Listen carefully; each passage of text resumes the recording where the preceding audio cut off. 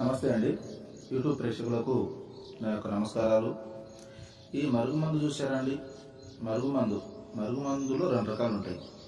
మనకు ఒకటి వచ్చేసి తినే తాగే దాంట్లో పెట్టేది, అంటే అది కడుపు పెట్టేదన్నమాట. అది మనం అన్నంలో, కూరలో, చికెన్లో, మటన్లో, జ్యూస్లో, స్వీట్లో, కూల్ డ్రింక్లో అది పెట్టచ్చు. అంటే తినే తాగే దాంట్లో పెట్టాలి. అది కడుపు పెట్టేది వస్తుంది. ఇక రెండోది మనకు బట్టలకు, చెప్పులకు, తలకు, వంటికి ఏదో ఒక భాగాన పూసే మరుగుమందు వస్తుంది అనమాట. అది లిక్విడ్ వస్తుంది.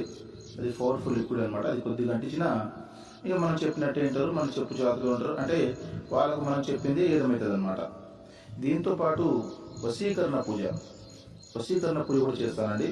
చాలా సంవత్సరాల నుంచి విడిపోయిన భార్యాభర్తలు కానీ, ప్రేమికులు కానీ, పిల్లలు కానీ, ఎవరైనా కానీ చాలా సంవత్సరాల నుంచి విడిపోయిన వాళ్ళని పీర్ల ద్వారా, వాళ్ళ ఫోటోల ద్వారా నేను వశీకరణ పూజ చేస్తాను.